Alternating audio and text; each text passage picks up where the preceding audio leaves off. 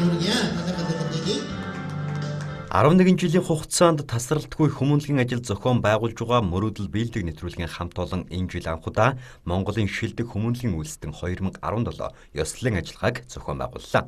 Хүмүүнлэгийн үйлснүүдийг шилдэг хүмүүнлэгийн үйлсдэн байгууллага, аймаг, орон нутаг, төрийн бус байгууллага, иргэн гэсэн 4 намнацаар шалгаруулж шагнаж урамшууллаа. болохгүй бүтэхгүй гэдэг зүйлийг амнаасаа болгохгүй. Боож бүтэж хөгжиж ээлжиж байгаа бусдад гайхуулсан. Монгол орны үндсэн болон бүрээс энэ хүмүүсийг цуглуулж чадсандаа үнэхээр их баяртай. Энэ хүмүүст урам хэрэгтэй. Тэгэхээр энэ хүмүүс одоо өөрсдийнхөө сэтгэл зүрхийг, өөрсдийнхөө хөрөнгийг сайхан сэтгэлээрээ бүх хүмүүст тарааж байна. Яг тэр хүсэл мөрөөдөл биелэх агшин хамтдаа хуваалцаж байна. Тусламж хэрэгтэй хүмүүст болохоор тусалдаг. Тэг надад маш их таалагддаг.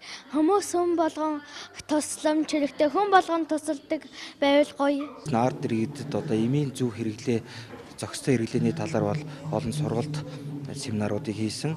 Дээрээс нь бид нар одоо эрүүл мэндийн байгууллагууд болон одоо ерөнхий боловсролын сургуулиудын эмийн санд нь тодорхой хэмжээний өөрсдөө оруулж ирдэг бүтээгдэхүүнүүдээс одоо эмийн бэлтгэлүүдээ хандивалсан байгаамаа.